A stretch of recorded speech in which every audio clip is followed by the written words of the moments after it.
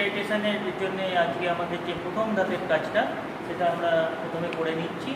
M/2 NaOH এটাকে আমরা standardise করব স্ট্যান্ডার্ড M/2 অক্সালিক অ্যাসিড দিয়ে, যার স্ট্রেংথটা তোমাদেরকে প্রোভাইড করা আছে। এবং এটা কিন্তু আমি বুলেটে ফিল্ড আপ করে নিয়েছি একদম 0 অবধি। এরপরে আমি যেটা করেছি সেটা হচ্ছে যে NaOH solution 10 ml pipette out করে নিয়েছি কনিক্যাল ফ্লাস্কের মধ্যে। NaOH সলিউশন আমাদের পাশেই রাখা আছে।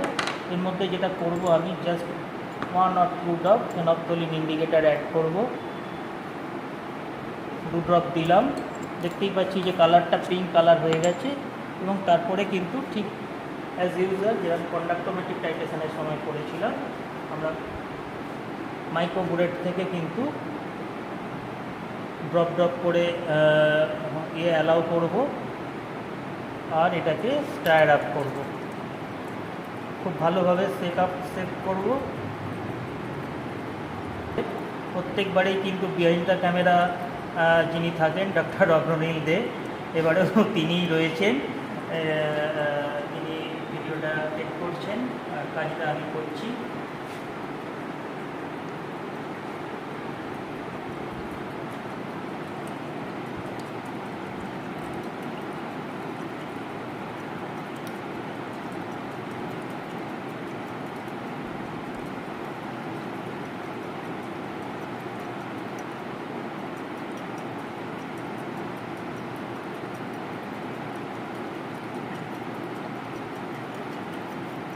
পাচ্ছি আমরা কিন্তু একদম এখনও কিন্তু একটুখানি কিন্তু পিঙ্কি স্টিন্ট রয়েছে। আমি আর একটা ড্রপ অ্যালাউ করব। এইবারে আমরা দেখতে পাচ্ছি কিন্তু পুরোপুরি কালারলেস হয়ে গেছে। এবং এই এন্ড পয়েন্টটাকে ডিটেক্ট করার জন্য এবারেও কিন্তু আমরা একটা হোয়াইট ব্যাকগ্রাউন্ড, একটা হোয়াইট পেপারের উপরে রেখে কাজটা করলাম। এর টোটাল ডেটাটা কিন্তু তোমাদেরকে সাপ্লাই করে দেওয়া হবে। এটা আমাদের এই কাজটাও কিন্তু আমরা আগে করে রেখে দিয়েছি। আমি জাস্ট প্রসেসটা দেখিয়ে দিলাম তোমাদেরকে।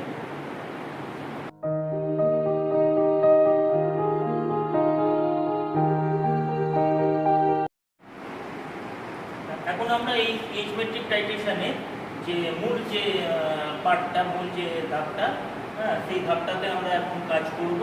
তো কাজ করতে গেলে যা যা লাগবে সেগুলো আমরা একবার প্রথমে দেখে নিই। আমাদের অ্যাপারেটাসগুলো এখানে সাজানোই রয়েছে। NaOH সলিউশন N/2 অর্ডারে যেটাকে আমরা স্ট্যান্ডার্ডাইজ করলাম, সেই NaOH 2 সলিউশনটাকে আমরা নিয়ে নিলাম এখানে। আচ্ছা, এরপরে যেটা আমরা নিয়েছি হচ্ছে মাইক্রোবুলেট, যেটার মধ্যে NaOH সলিউশনটাকে ঢেলে নেব। তারপরে আমাদের লাগবে যেটা, সেটা হচ্ছে যে HCl সলিউশন, যার স্ট্রেংথ আমরা বার করতে চাইছি, সেইটা নিয়ে নিয়েছি। এটাকে বিকারে ঢালা হবে, ঢেলার পর এখান থেকে পিপেট আউট করে নেওয়া হবে। ওয়াশিং পারপাস বিকার একটা লাগবে, আগের কন্ডাক্টোমেট্রিক টাইটেশন করার সময় লেগেছিল, তার যে সেলটা বা ইলেকট্রনটাকে ক্লিন আপ করার জন্যে। আর আমাদের রয়েছে হচ্ছে পিএইচ মিটার। পিএইচ মিটারটা আমরা দেখতেই পাচ্ছি। পিএইচ মিটারটা দেখতে একদম কন্ডাক্টিভিটি মিটারের মতো, কিন্তু এর কিন্তু গঠনগত কিছু ডিফারেন্স আছে। কনস্ট্রাকশনের দিক দিয়ে কিন্তু কন্ডাক্টোমেট্রিক টাইটেশন কন্ডাক্টিভিটি মিটারের থেকে কিছু আলাদা পার্থক্য আছে। এবং এর সঙ্গে রয়েছে পিএইচ মিটারের সঙ্গে রয়েছে পিএইচ ইলেকট্রোড। তো এখন আমি যেটা বলবো সেটা হচ্ছে যে পিএইচ মিটারের যে আমরা সামনের অংশটা দেখতে পাচ্ছি, এতে টেম্পারেচার একটা নব রয়েছে। টেম্পারেচার নবটা প্রথমেই আমরা যে রুম টেম্পারেচার সেটাকে দেখে অ্যাডজাস্ট করে দেবো। আর একটা ক্যালিব্রেশন নব রয়েছে। ক্যালিব্রেশন নবটা হচ্ছে পিএইচ মিটারটাকে যখন আমরা ক্যালিব্রেট করব, ঠিক যেভাবে আমরা কন্ডাক্টিভিটি মিটারকে ক্যালিব্রেট করেছিলাম, ঠিক সেইভাবেই কিন্তু পিএইচ মিটারকে ক্যালিব্রেট করতে হবে। কিন্তু তার পদ্ধতিটা বা তার যে সলিউশন, রেফারেন্স সলিউশন, সেগুলো কিন্তু আলাদা, সেগুলো আমি পরে বলছি। আর রয়েছে হচ্ছে একটা ছোট পুশ বাটন রয়েছে, যেটা একটা পিএইচ মোড রয়েছে, একটা মিলিভোল্ট মোড রয়েছে। অর্থাৎ এই মিটারের সাহায্যে কিন্তু মিলিভোল্টও আর কি মেজার করা যাবে। আর পিএইচ মোড যেটা রয়েছে, সেই পিএইচ মোডেতে কিন্তু প্রথমে মেশিনটাকে রাখতে হবে। আর একটা রয়েছে চেক বাটন। চেক বাটনটা কিছুই নয়, অর্থাৎ মেশিনটা ক্যালিব্রেট হয়ে যাওয়ার পরে একটা পুশ করে, এটাকে রেড বাটনটাকে পুশ করে একটা চেক ভ্যালু দেখতে পাওয়া যায়, এবং সেটাকে কিন্তু নোট ডাউন করে রেখে দিতে হবে। এবং যতক্ষণ কাজ চলবে সেই ক্যালিব্রেশনটা যাতে ঠিকঠাক আছে কি না এটা বোঝবার জন্য কিন্তু মাঝে মাঝে আমরা চেক বাটনটাকে পুশ আপ করে কিন্তু দেখে নিতে পারি যে ওই সংখ্যাটা আর কি ডিজিটাল প্যানেল মিটারে দেখাচ্ছে কি না। ঠিক আছে? তো এইবার এতে আমাদের দেখতে হবে মেশিনটার পিছনে কী আছে। মেশিনটার পিছনে যেটা আছে সেটা হচ্ছে যে একটা অফ অন সুইচ রয়েছে। আমরা প্রথমে কিন্তু প্লাগটাকে এই বোর্ডেতে গুঁজে দেওয়ার পর অন করলাম, করার পর তারপরে এই অফ অন সুইচটা দিয়ে এটাকে কিন্তু আমরা অন করব। এটা ডাউন করলে অন, এটা ওপরে আপ করলে অফ। তো এবারে আমরা ডাউন করব। আর এখানে দেখতে পাচ্ছি একটা স্লোপ কন্ট্রোল রয়েছে, স্লোপ কন্ট্রোল, এটাও কিন্তু ক্যালিব্রেশনের জন্য লাগে। আর রয়েছে হচ্ছে যেখানে আমরা এই ইলেকট্রোডটাকে আমরা জয়েন করব, সেই ইলেকট্রোডটাকে জয়েন করার জন্য যে প্লাগটা, সেই প্লাগটা কিন্তু এখানে রয়েছে। তো দেখা যাক, আমরা প্রথমে যেটা করছি সেটা হচ্ছে যে বোর্ডেতে প্লাগটা গোঁজার পর আমরা কিন্তু পেছনের সুইচটাকে অন করলাম। অন করলে যেটা দেখাচ্ছে সেটা কিন্তু একটা আরবিট ভ্যালু দেখাচ্ছে। এটা কন্ডাক্টিভিটি মিটারের মতো, কিন্তু 0 কখনোই দেখাবে না, এটা একটা এলোমেলো ভ্যালু দেখাতে থাকবে। সেই জন্যে এটাকে প্রথমেই আমরা অন করব না, এটাকে অফ করে রেখে দেবো। দেওয়ার পর আমাদের যে পিএইচ মিটারের যে ইলেকট্রোড, এটাকে বলা হচ্ছে পিএইচ ইলেকট্রোড, সেইটাকে কিন্তু আমরা পেছনে জ্যাক দিয়ে এই প্লাগটার সঙ্গে কানেক্ট করব।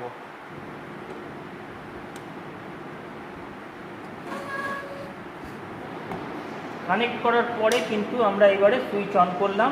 এখনও কিন্তু আমরা দেখতে পাচ্ছি যে পিএইচ মিটারটা কিন্তু এখনও স্টেডি রিডিং দিচ্ছে না, কোনো মানে এলোমেলো একটা ভ্যালু দেখাচ্ছে। তার কারণটা হচ্ছে এই ইলেকট্রোড যেটা রয়েছে, সেই ইলেকট্রোডটা কিন্তু অত্যন্ত সেন্সিটিভ, এবং এই ইলেকট্রোডটার কনস্ট্রাকশনটা কন্ডাক্টিভিটি সেলের থেকে কমপ্লিটলি ডিফারেন্ট, আলাদা, একদমই আলাদা, এবং সেইটা নিয়ে কিন্তু আমরা এরপরেতে বলবো।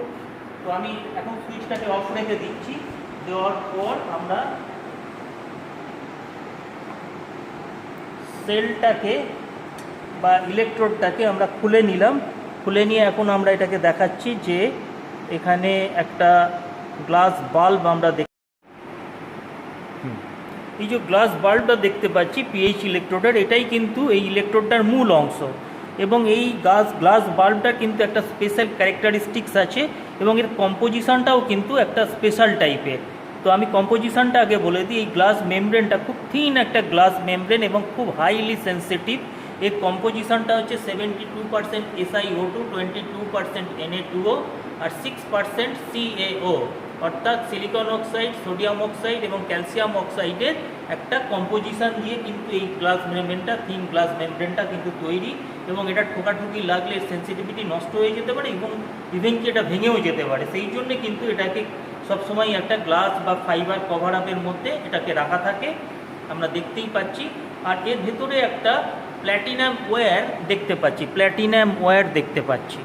এখন এই গ্লাস মেমব্রেনটার ভেতরে, গ্লাস মেমব্রেনটার যে স্পেশাল যে ক্যারেক্টারিস্টিক্স, হ্যাঁ, সেইটা কিন্তু আমি এবারে বলবো। এর ভেতরে কিন্তু একটা 0.1 নর্মাল HCl সলিউশন রাখা থাকে। তো HCl সলিউশনটা একটা পার্টিকুলার ভলিউম রয়েছে, যা গ্লাস বাল্বটার যা ভলিউম, সেই ভলিউম অনুযায়ী সেটা রয়েছে, এবং তার একটা স্পেশাল হাইড্রোজেন আয়ন কনসেন্ট্রেশন রয়েছে। এখন এইটাকে যখন আমরা গ্লাস বাল্বটাকে বা ইলেকট্রোডটাকে বলা ভালো, ইলেকট্রোডটাকে যখন আমরা কোনো অ্যাসিডিক বা অ্যালকালাইন সলিউশনের মধ্যে ডিপ করব, ইমার্স করব, এবং দেখতে হবে অন্তত গ্লাস বাল্বটা যাতে পুরোপুরি এবং ওই সলিউশনটার মধ্যে, সেটা অ্যাসিডিক সলিউশন হোক বা অ্যালকালাইন সলিউশন হোক, তার মধ্যে যাতে ওটা পুরোপুরি ডুবে যায়, সেইটা কিন্তু খেয়াল রাখতে হবে। অর্থাৎ এই ইলেকট্রোডটার বা সেলটার এই এত পর্যন্ত অংশটাকে যেভাবে হোক সলিউশনের মধ্যে ডিপ করতে হবে, মানে যাতে বাল্বটা ডুবে যায়। তো এই বাল্বটার যে ডোবানো হলো কোনো অ্যাসিডিক বা অ্যালকালাইন সলিউশনের মধ্যে, তো তার বাল্বের বাইরের অংশে যে হাইড্রোজেন কনসেন্ট্রেশন, সেটা হতে পারে যদি আমি হাইড্রোক্লোরিক অ্যাসিড সলিউশনও নিই, হ্যাঁ, কিন্তু তার জন্য একটা ডিফারেন্স হাইড্রোজেন আয়ন কনসেন্ট্রেশন তার থাকবে। এবং এই ভেতরে আর বাইরের হাইড্রোজেন আয়ন কনসেন্ট্রেশনের ডিফারেন্সের জন্যে এর গা বরাবর একটা ইলেকট্রোমোটিভ ফোর্স EMF জেনারেট হবে এই গ্লাস মেমব্রেনটার গা বরাবর। এবং এই ভেতরে যে প্ল্যাটিনাম ওয়্যার কন্ট্যাক্টটা রয়েছে একদম গ্লাস বাল্বের ভেতর দিক দিয়ে এটা ইনসার্ট করা রয়েছে, আমরা দেখতে পাচ্ছি। তো যেই EMFটা জেনারেট হবে সেটা সঙ্গে সঙ্গে কিন্তু মেশিনে চলে যাবে থ্রু দ্য কর্ড এবং ওই থ্রু দ্য প্ল্যাটিনাম ওয়্যার, কিন্তু মেশিনে চলে যাবে, এবং মেশিনের কাজ হচ্ছে যে ইলেকট্রোমোটিভ ফোর্সটা জেনারেট হলো সেটাকে সঙ্গে সঙ্গে কিন্তু পিএইচে কনভার্ট করে দেবে, দিয়ে আমরা দেখতে পাবো সেই সলিউশনটার either it may be acidic or alkaline solution, তার পিএইচে কত সেটা সঙ্গে সঙ্গেই সে মেশিন শো করে দেবে। ঠিক আছে। আর এই বাল্বটাকে কোনো সময় কিন্তু ওপেন রাখা যাবে না, এমনকি যখন কাজ হয় না তখনও কিন্তু এটাকে স্যাচুরেটেড পটাশিয়াম ক্লোরাইড সলিউশন অথবা 0.1 নর্মাল HCl সলিউশনের মধ্যে ডিপ করে রাখতে হবে। এমনকি যখন একদমই টোটাল ল্যাবের কাজটা বন্ধ হয়ে যায় তখনও কিন্তু এটাকে প্রিজার্ভ করে রাখার জন্যে, সে বাল্বটাকে বাঁচিয়ে রাখার জন্যে একটা স্পেশাল টাইপের কন্টেনার থাকে যার মধ্যে either saturated potassium chloride solution অথবা 0.1 নর্মাল HCl সলিউশন দিয়ে এটাকে কিন্তু ডিপ করে রাখতে হয়। ঠিক এরকমভাবে ডিপ করে রাখতে হয় যাতে এই সেলটার অ্যাক্টিভিটিটা বা ইলেকট্রোডটার বা গ্লাস মেমব্রেনটার, বলা হলো যে গ্লাস মেমব্রেনটার যাতে অ্যাক্টিভিটি না কমে যায়, সেই জন্যে কিন্তু এটাকে সব সময় কভার আপ করে রাখতে হয়। এবং এটার যখন আমরা কাজ শুরু করব, রিডিং নেব, তখনও কিন্তু এটাকে আমরা চট করে সুইচ অন করব না, কারণ সুইচ অন করলেই কিন্তু এই যে এয়ার রয়েছে ঘরের মধ্যে, বিভিন্ন রকমের অ্যাসিডিক অক্সাইড রয়েছে বা অন্যান্য ডিফারেন্ট টাইপের অক্সাইড রয়েছে এয়ারের মধ্যে, সেগুলো যদি এই মেমব্রেনটার কন্ট্যাক্টে আসে তাহলে কিন্তু এটা এলোমেলো একটা আরবিট ভ্যালু দেখাবে, একটা এলোমেলো রিডিং দেখাবে। তাই কাজ হচ্ছে কি, এই মেশিনটাকে প্রথমে ক্যালিব্রেট করে নিতে হবে। ক্যালিব্রেট করে নেওয়ার পরে কিন্তু সুইচ অফ করে দিতে হবে, দিয়ে তারপরে আমি আমার কাজের জন্য যে সলিউশনগুলো লাগবে, অর্থাৎ আমরা HCl এর স্ট্রেংথ বার করবো, সেই HCl সলিউশন, এনওইচটা যে আমরা মাইক্রোবোরেটে নেব, হ্যাঁ, সেই সব কাজগুলো আমরা সেরে নেব। নেওয়ার পর HCl সলিউশনটাকে পিপেট আউট করে নেওয়ার পর এই সেলটাকে কিন্তু ডুবিয়ে দিতে হবে HCl সলিউশনের মধ্যে, তারপরে কিন্তু সুইচ অন করে দেখতে হবে যে তার রিডিং কত দেখাচ্ছে, এবং আমরা তারপরে কাজটা কীভাবে করব সেটা আমি আবার পরে বলছি আর কি। কিন্তু এখানে আমি একটা জিনিস যেটা বলবার, সেটা হচ্ছে যে ক্যালিব্রেশন, যেটা আমি বলছিলাম ক্যালিব্রেশন, এই ক্যালিব্রেশনটা কিন্তু কন্ডাক্টিভিটি মিটারে ক্যালিব্রেশনের মতো একদমই নয়। এই ক্যালিব্রেশনটা করতে গেলে পিএইচ মিটারে আমাদের দু রকম বাফার সলিউশন লাগে, দু রকম বা বলতে পারি আমরা 3 রকম বাফার সলিউশন লাগে।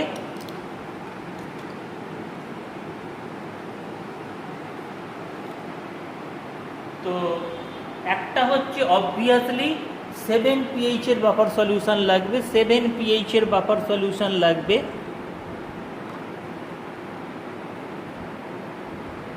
এটা লাগবেই, প্রথমেই লাগবে। আর একটা আইদার 4 pH অর্থাৎ acidic buffer or alkaline buffer যার pH 9 অ্যান্ড অ্যাবভ, সেরকম আমাদের কিন্তু দু রকম বাফার সলিউশন লাগবে। অর্থাৎ পিএইচ মিটারকে ক্যালিব্রেট করতে গেলে আমাদের দু রকম বাফার সলিউশন দিয়ে ক্যালিব্রেট করতে হয়। একটা অফকোর্স অবভিয়াসলি 7 pH এর বাফার, যেটাকে আমরা নিউট্রাল বাফার বলছি, আর একটা আইদার অ্যাসিডিক বাফার যার পিএইচ হচ্ছে 4, অথবা অ্যালকালাইন বাফার যার পিএইচ হচ্ছে 9 অ্যান্ড অ্যাবভ। আমরা জেনারেলি আমাদের কাছে যে বাফার আছে সেটা 9.2। তো এই দুটো দিয়ে কিন্তু ক্যালিব্রেশন করতে হয়, 7 দিয়ে অবশ্যই করতে হবে এবং 4 দিয়ে অথবা 9.2 দিয়ে, যে কোনো একটা দিয়ে করলেই হবে। ঠিক আছে। তো আমাদের 3 রকমই রাখা থাকে বাফার হাতের কাছে। আমরা জেনারেলি ইউজ করি 7 pH এর বাফারটা আর 4 pH এর বাফারটা। তো এখানে আমাদের এই কন্টেনারের মধ্যেও রাখা থাকে বাফারগুলো, এই কন্টেনারের মধ্যেও রাখা থাকে বাফারগুলো। আর এইগুলো হচ্ছে বাফার ট্যাবলেট। বাফার ট্যাবলেট একটা হচ্ছে 7 pH এর বাফার ট্যাবলেট, আর একটা হচ্ছে 4 pH এর বাফার ট্যাবলেট।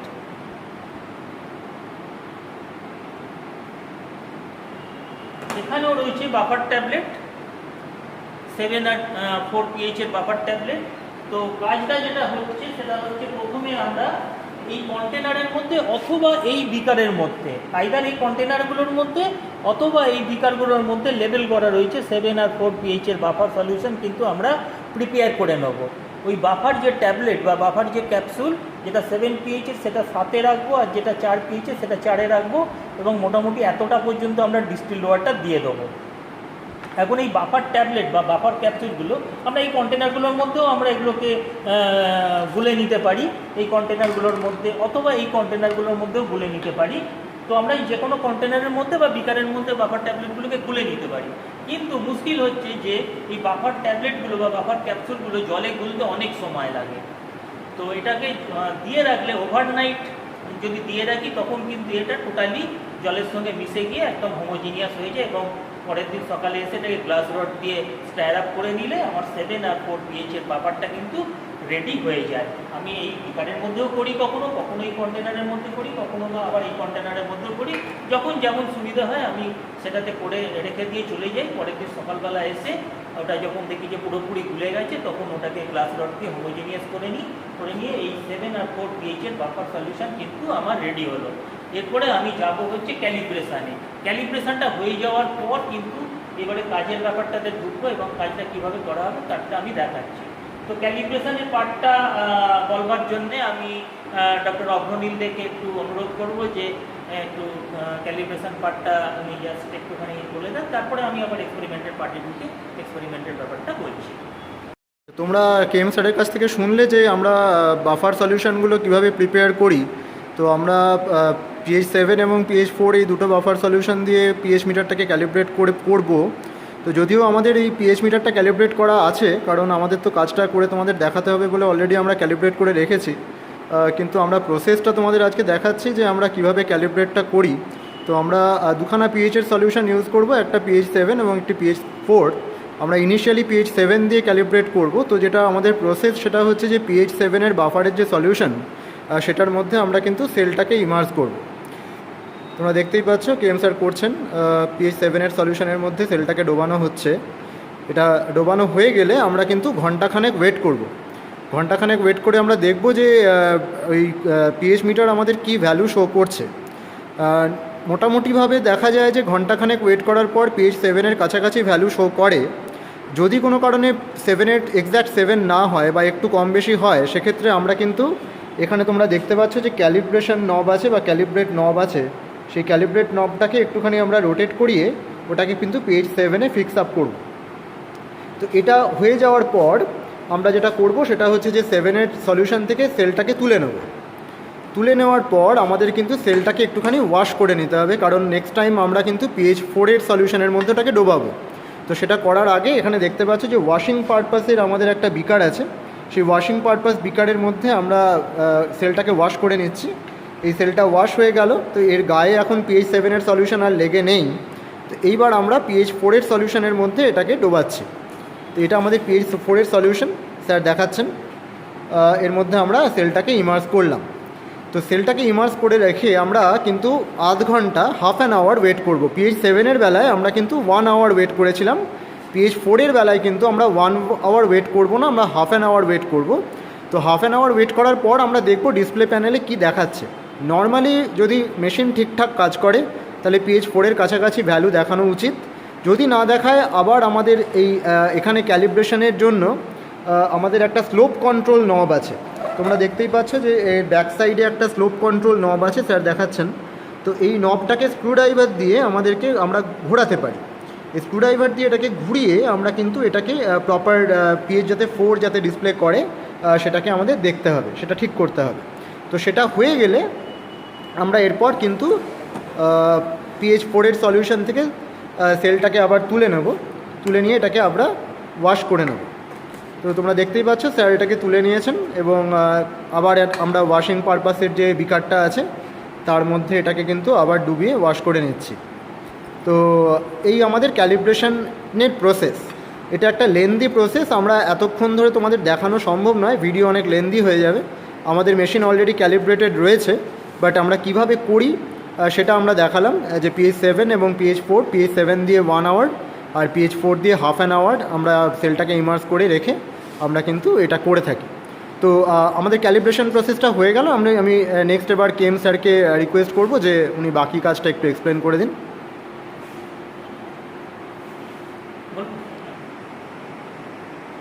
হ্যাঁ, এখন আমরা প্রথমেই যেটা করবো NOH 10/2 অর্ডারে, যেটাকে আমরা স্ট্যান্ডার্ডাইজ করলাম প্রথম ধাপে, সেইটাকে আমরা মাইক্রো বুলেটে আমরা কিন্তু ফিল্ড আপ করে নেব।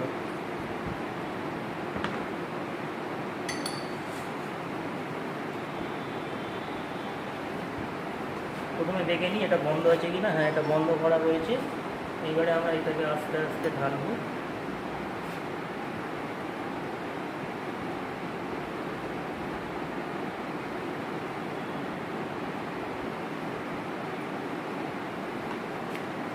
একটুখানি নামিয়ে দেবো।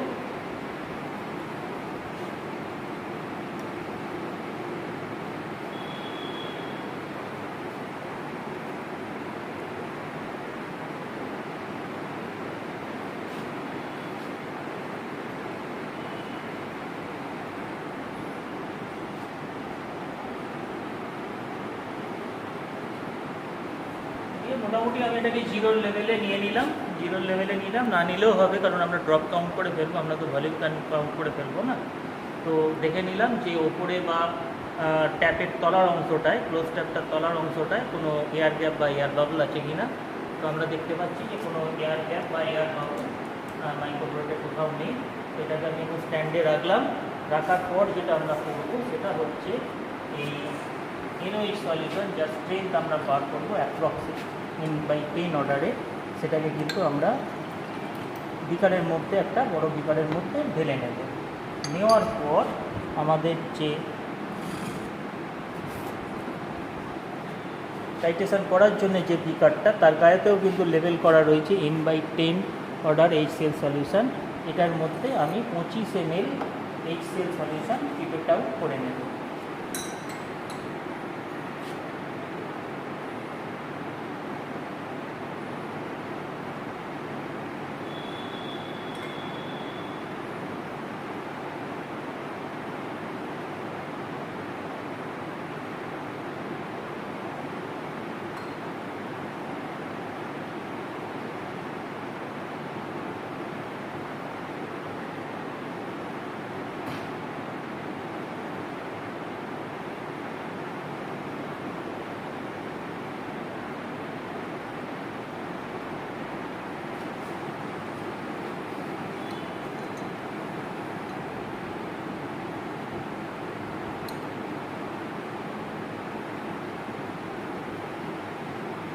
আস্তে আস্তে ঘুরিয়ে এটাকে আমি মার্কিংয়ের ঠিক কাছে নিয়ে চলে আসব।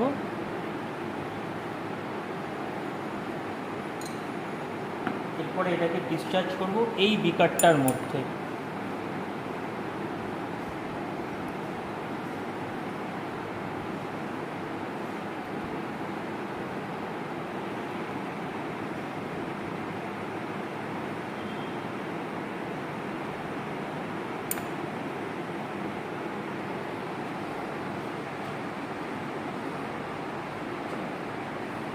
পুরোটা চলে গেল, দিয়ে নেব না। এইবারে আমরা এই বিকারটাকে ঠিক সেলটা বা ইলেকট্রোডটার তলায় প্লেস করব, করার পর আস্তে আস্তে কিন্তু এটাকে বিকারের মধ্যে নামিয়ে দেব।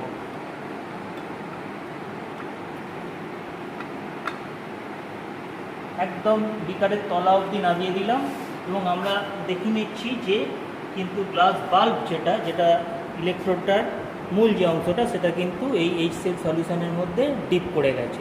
এখানে একটা জিনিস যেটা বলবার, সেটা হচ্ছে যে আমরা যখন কন্ডাক্টোমেট্রিক টাইটেশন করেছিলাম তখন কিন্তু আমরা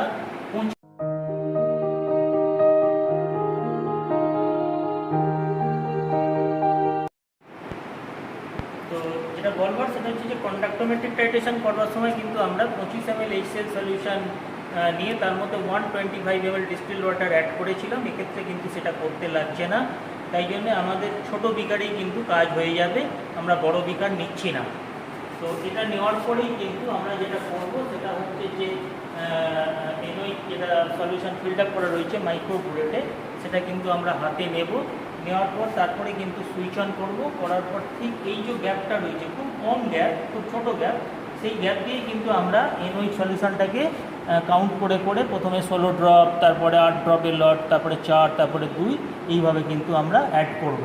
ঠিক আছে? এবং প্রত্যেকটা লট অ্যাড করার সময় যদিও জায়গাটা খুব অল্প, তবুও কিন্তু আমরা গ্লাস রড দিয়ে প্রত্যেকটা লট অ্যাড করার পরে গ্লাস রড দিয়ে ইলেকট্রোডটার গায়ে না লাগিয়ে স্টায়ার আপ করব এবং স্টেডি রিডিংটা আমরা নিতে থাকবো। আমি এখানে আর সুইচ অন করে দেখাচ্ছি না, যেহেতু আমাদের সময়টা খুব স্বল্প আর কি, সেই স্বল্প পরিসরে ওটা এক্সপেরিমেন্টটা দেখানো সম্ভব নয়। তো আমাদের এর আগে একটা প্রিভিয়াস কাজ টোটালি করা আছে, রেকর্ডিং শুট আউট করা আছে, সেই কাজ যে ডেটাগুলো সেইগুলো কিন্তু আমরা প্রোভাইড করে দেবো তোমাদেরকে। ওকে।